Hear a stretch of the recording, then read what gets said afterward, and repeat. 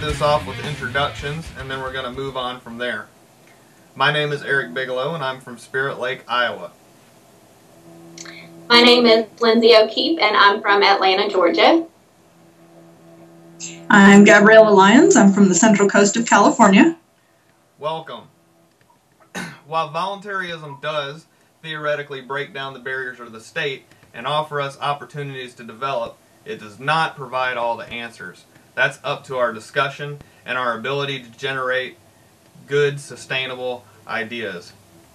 We can do that if we encourage one another in debate, as well as work together to devise possible procedures for a voluntary society.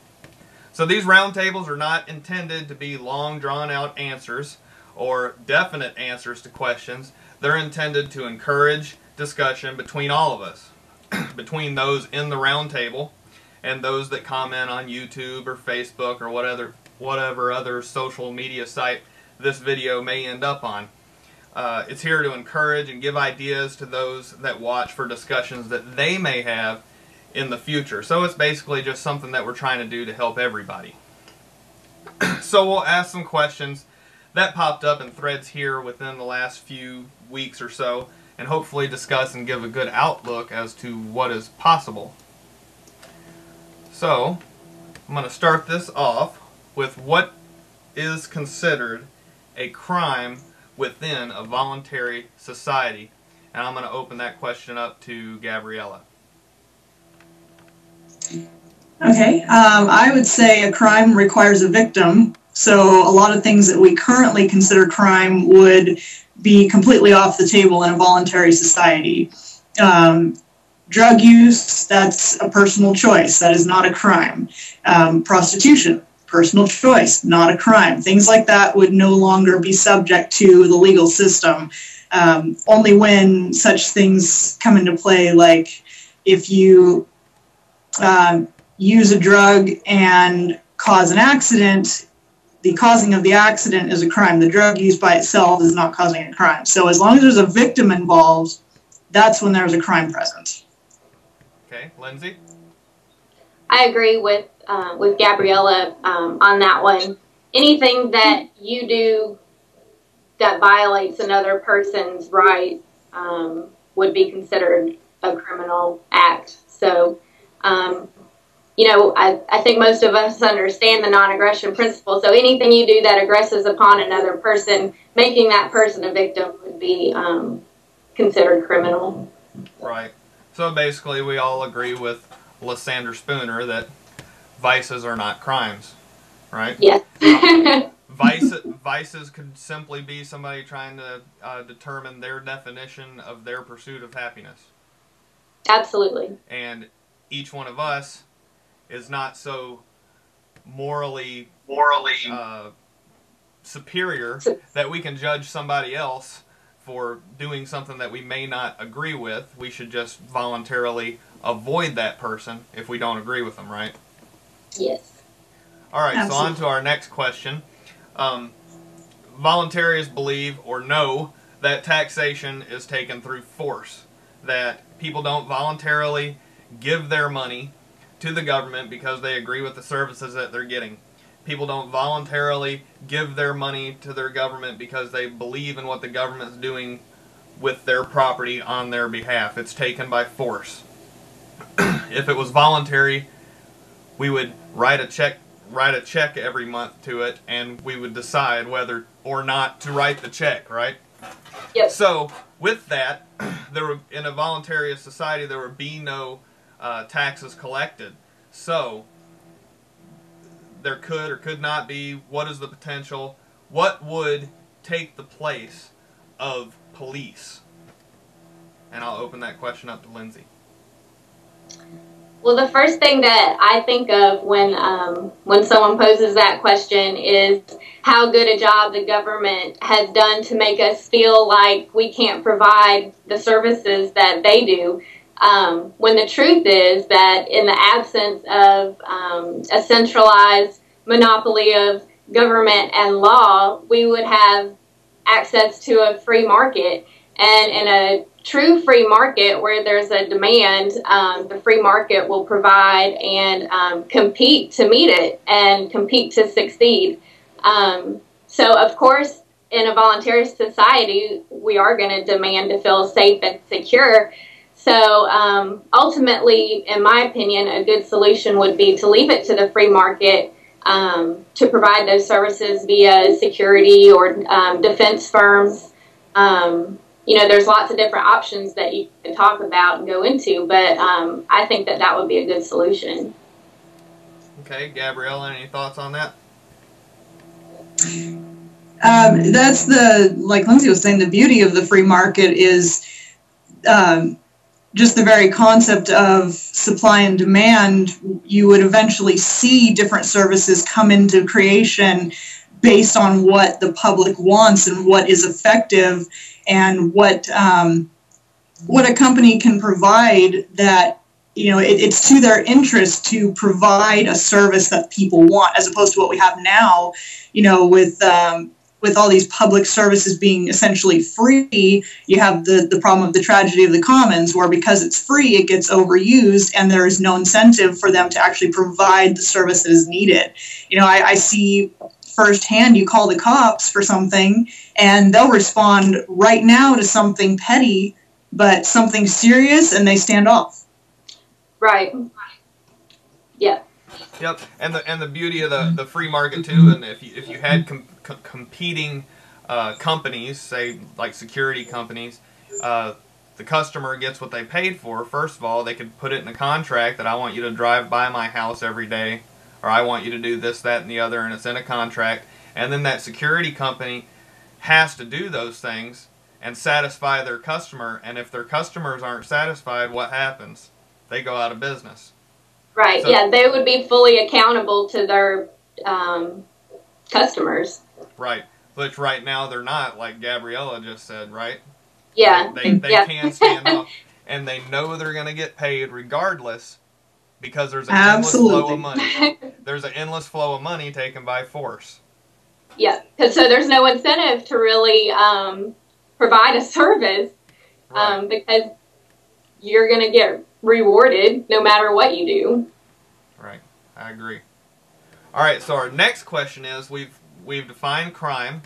We've defined that vices are not crimes. We've defined what's possible for a security services, what could develop within that free market, right? So the next question, or the next level of questions, is when a crime does occur, when somebody's property is stolen, or when somebody's property is violated, how is the violator punished? Or what's the possibilities with that?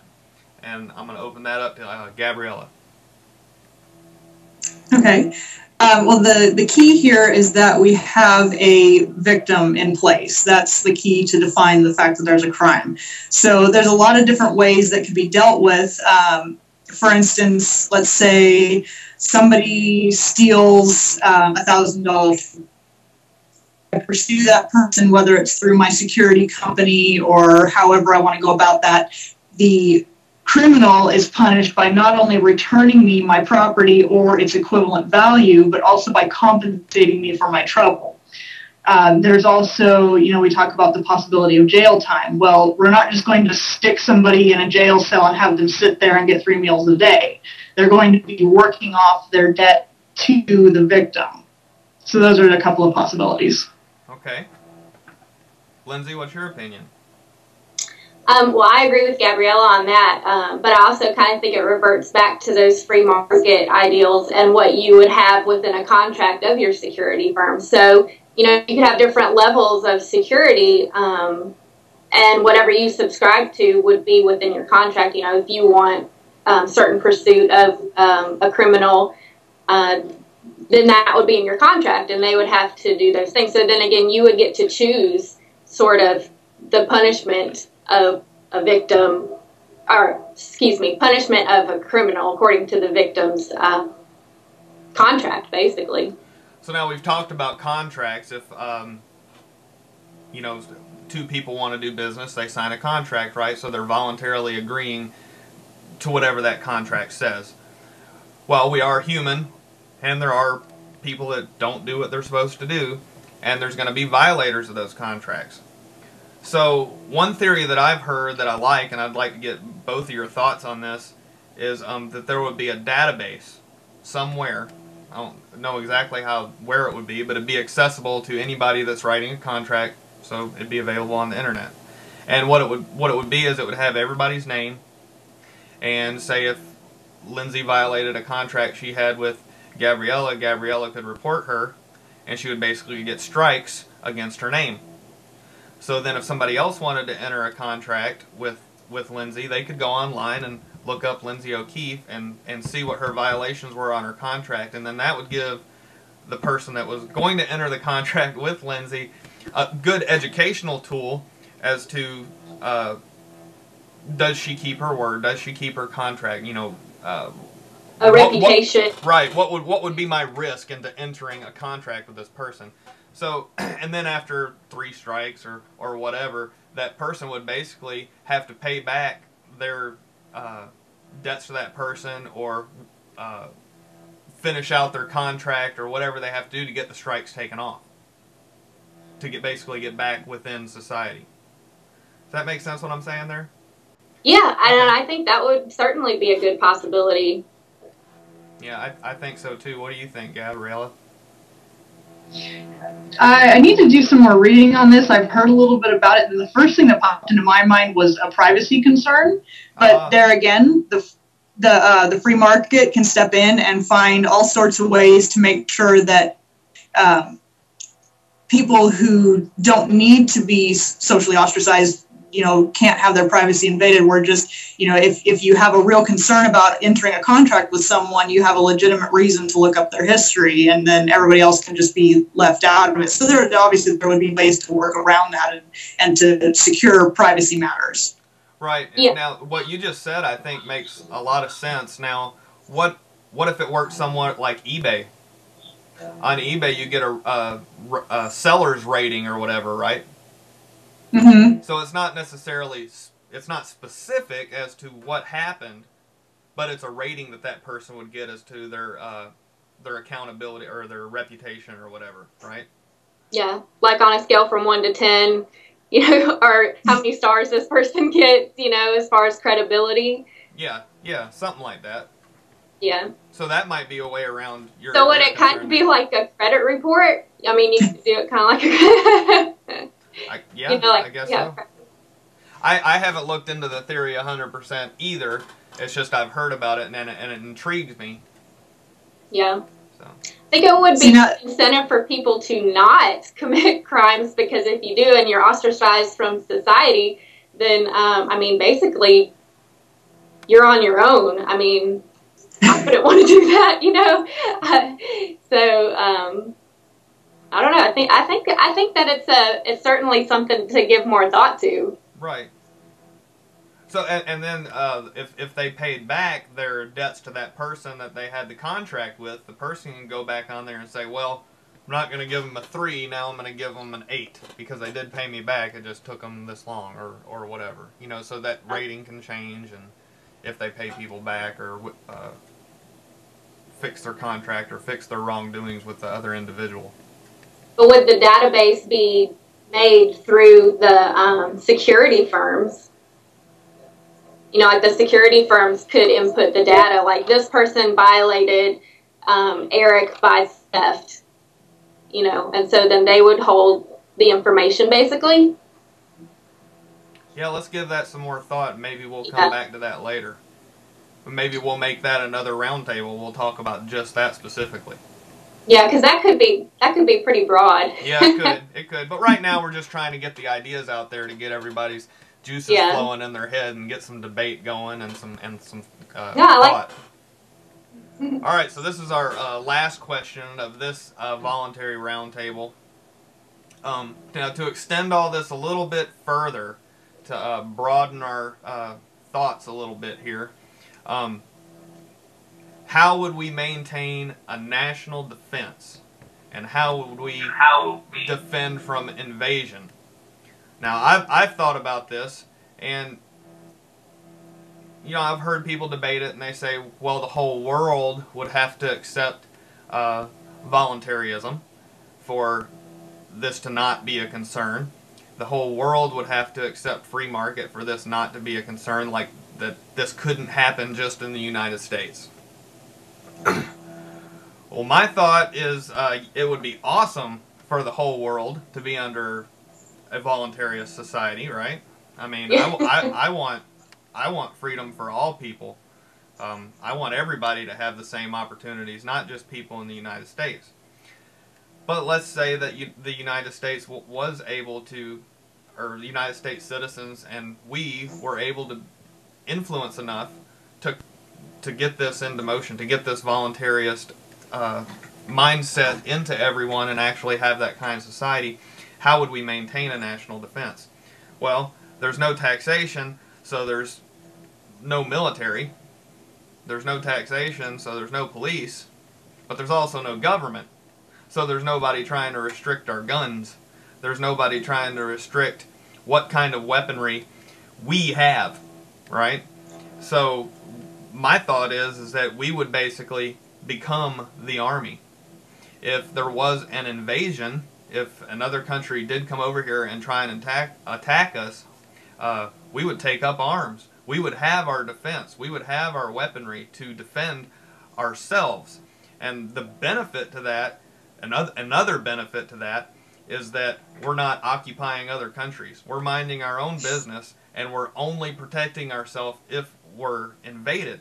And I think that idea would work because I can't remember who it was, but I think it was a Japanese general that said that he would never think of invading the United States because there would be a gun behind every blade of grass or tree or whatever it was. And that's true. There's a lot of people in America that love guns. And, you know, if there was no government there or nothing to stop them from having them, everybody'd have them. And it would also lower crime rates, too. So yeah, I agree. That's my thought on it. You know, what do you think about that, Lindsay? Well, I think you pretty much said everything that I would have said regarding that question. And, you know, ultimately the goal would be to have the whole world on board with the idea and the philosophy of voluntarism and the non-aggression principle, and we all just lived happily ever after. And I think it'd be cool if we did do that here in America and led by example, you know, and had other countries follow suit. But I think in a voluntarist society, like you said, nobody would be restricting what we could have as far as our own personal defense. So we would actually probably have a stronger defense as a whole country than we do as just, you know, what we have now as a military. I agree with that, yeah. Yep. What about you, Gabriella? I think it would be interesting to see, I mean, if we ever did have a need for that, what the free market would provide. But like you said, we have no business being in other countries, period. You know, we're violating the non-aggression principle in that respect, just from the matter of, you know, we don't belong there. We don't have the right to tell other countries how to operate. We need to just, you know, stick to our own. And that's the thing I like about the NAP is that, you know, you can't aggress against somebody, but you are absolutely allowed to defend yourself, which I think is a great way to approach that principle. So if on the chance that some other country decided to attack, we would have the right to defend, but what would instigate an attack? I mean, if we're not constantly invading their space, you know, what would make them attack? I know Rothbard wrote a few things on this about, you know, they wouldn't have an incentive to attack, but if they did, we would have the right to defend ourselves. Right, yeah. Right. Yeah, most of the time, even if they think about doing anything to us, it's because we're over there anyway. And exactly. And if we weren't over there, we probably wouldn't have anything to worry about. Yeah. All right, well, I'd like to thank you guys for being part of this. It was definitely a lot of fun, so thank you, Gabriella, and thank you, Lindsay. Once again, these are meant to be just discussions. We don't have all the answers, and this is, you know, meant to generate discussion underneath and all the threads that are going to be on this in Facebook and YouTube. And, you know, like I said, we don't have all the answers, but maybe just through these discussions, you know, we're going to generate something that is sustainable and valuable for everybody, and find that common ground that everybody can agree on. Now, before we leave, I want to show all you guys these posters here that we've had made. Now, these were made about 4 weeks ago, and they're on our WePay site, and you can get them on there, and they're, as you can see, they're very professional, and they look good in dorms in your house, posted up. Well, we're trying to get the message out, so if you can get one of these, go ahead and get them, and we're planning on making some more here really soon. And if you go to facebook.com/IamAnIndividual campaign, we'll probably have some up here pretty soon and ask everybody what they think and get some feedback. And before we leave, or before we end this here, I'd like to also tell everybody to visit Voluntarist Vixens on Facebook. It's a page that's growing really fast, and these two here are moderators on that site, and that's going very well, and it's something that's needed within our movement. So I'd like to thank you guys for doing that and being so dedicated with that. And with that, we'll take this to a close. Thanks, guys. Thank you. Thank you.